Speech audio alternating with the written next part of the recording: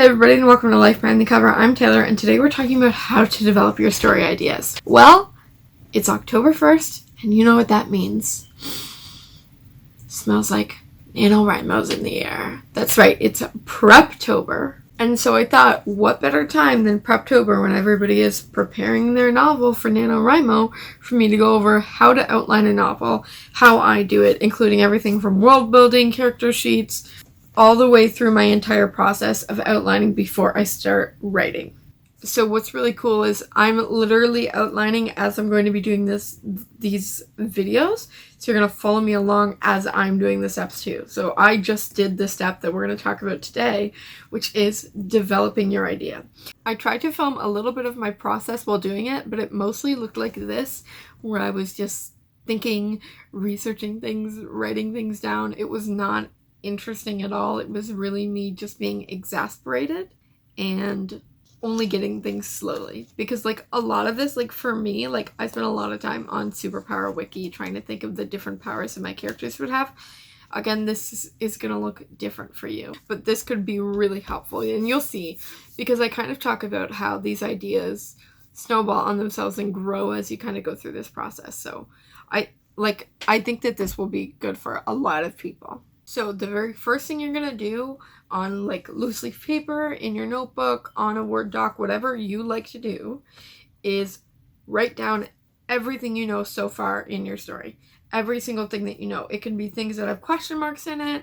It can be things that are just like the start of something, or like maybe something you want to add that you don't know. Anything that you know or have thought of for this story yet, you're going to write it down. I'm going to show you what I did.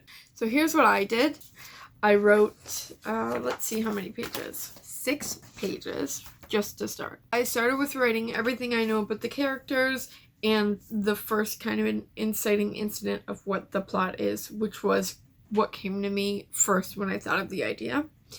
And then I kind of moved beyond that and said, okay, so what do I know about the world? So go through each of these aspects.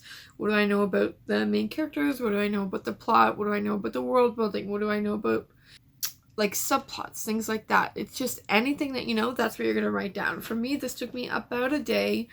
Sometimes I was really working on it, and sometimes I was doing it while I was doing other things, but I always had it out so that as I had ideas, I was just adding them, right? Anything I know, anything I remembered, I was adding them. So stop the video now and go and do that. Do it, and then we're going to move on to the next part.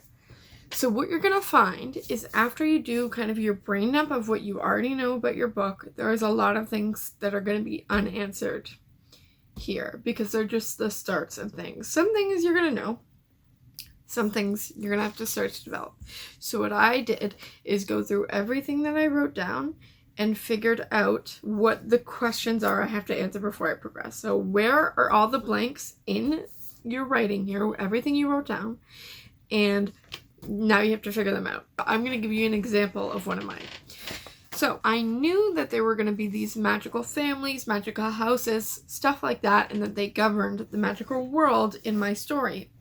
This is a pretty big part of my story, which is why I'm delving into it this early instead of maybe later in world building.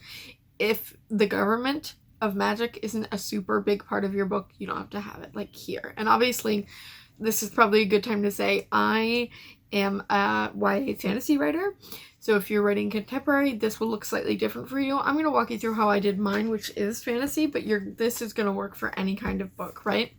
And of course, there'll be different steps for different books. If you're doing more historical fiction, you're going to have to do some research before you start with other steps. You know that, right? But I specifically write YA fantasy. So I knew that there were going to be a few families, and the leaders of which kind of made like the governing body. Okay, I didn't know how many families. I didn't know like what areas they ruled over. Did they rule over certain types of magic? Did they rule over certain areas? Were they like just actual families? Like I didn't know any of that. I just knew like that main thing that some houses, families, whatever, were ruling over magic. That was my main question that I needed to find in that. So how many, and like what specifically, like why were there multiple families? What did they rule over? Things like that. And I'm still kind of trying to figure out names and stuff like that, but I'm really just looking for the meat here. Like what are the things we need to figure out about our story? Okay, so editing Taylor here, I basically decided to stop making sense at this point, but I was essentially just trying to say that one of the big questions I needed to answer was how certain plots got resolved, because I knew a lot of what they were, but I didn't know the gritty details that you kind of need to know to resolve a plot. By the end of this whole process of writing it all down, figuring out the questions, and brainstorming the answers to those questions, you should have like a general idea of the following. Who, so something about your main characters at least, and probably your antagonist or villain, or your problem, right? Whatever your conflict of your story is. A general idea of your main character's want versus their need. I have two main characters. One is the love interest. She is also going to be getting a want versus need, even though she's not a point of view character, because I want her to feel like she is like having some amount of motivation within the story. Like a very simple one-line plot summary for your main plot and any subplots you have. So I have a main plot of like what is going on through the story. I'm having a romance plot, subplot going through the story, and then I have two other subplots based on and mingling with the other two plots, but not specifically the same. So for each of those, I would have kind of like a one-line synopsis. So like if your plot was like Harry Potter and the Goblet of Fire, your main plot would be the Triwizard Tournament and the final conflict with Voldemort, right? Like as a result of that. Your very basic world building. So nothing too in-depth, but what you know so far. If you're writing contemporaries, you're going to do less of this, but still some of it to kind of build the areas in which your characters will be a part of and their culture, things like that. If you're writing fantasy or sci-fi like I am, this is more intense.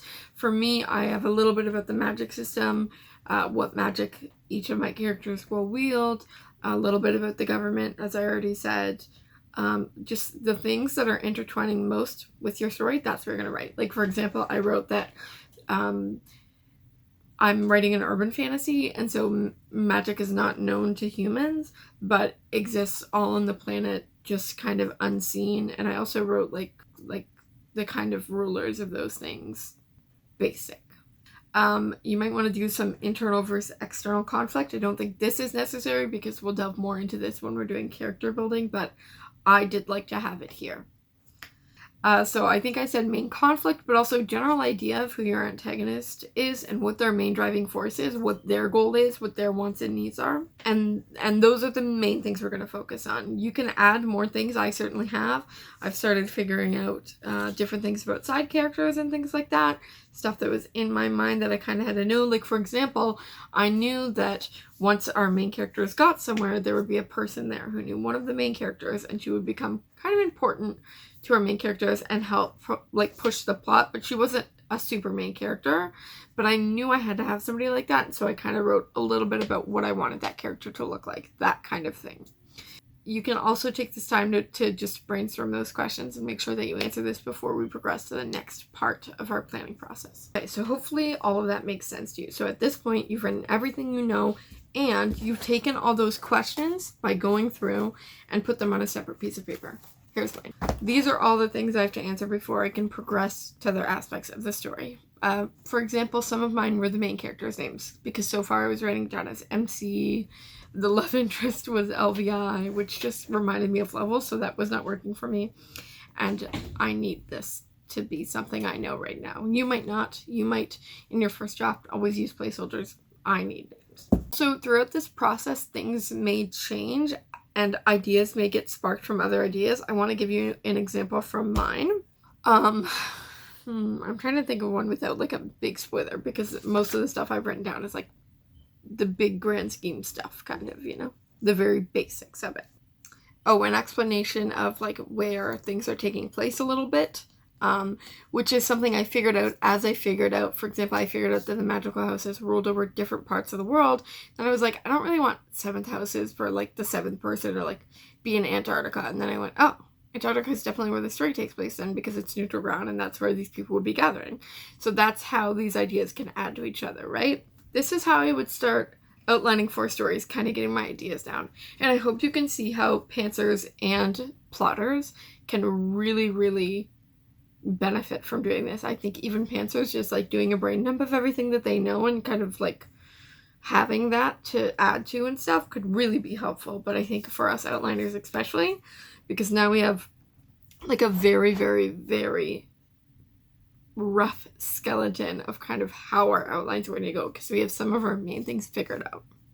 So let's talk about everything we're going to do in the series. We're going to cover, obviously, this, characters, world building, the actual outlining itself, and organizing it, how I organize my outlining, which I think is really fun. And then if there's anything at the end that I feel like I haven't talked about, I'll do like a miscellaneous video or whatever, and those are going to come out throughout Preptober as I myself am doing those parts. Also, before we finish, I think it's worth it to add, this is a great time once this is finished to go through any notes on your outlining methods, your character building methods, world building methods, anything like that. For example, for me, I watched Brandon Sanderson's entire lecture, really loved it, and I wrote notes. I've like too many pages of Brandon Sanderson notes. So before I move on to my next process, I'm going to read through all of these so that they're all fresh in my mind when I start doing everything else. Oh my god, there are so many, huh?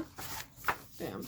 So that's what I would recommend you doing before we move on to the next step. If you've not done a ton of research, you don't know a lot about your process, you don't have to do this, but I do recommend it if you do.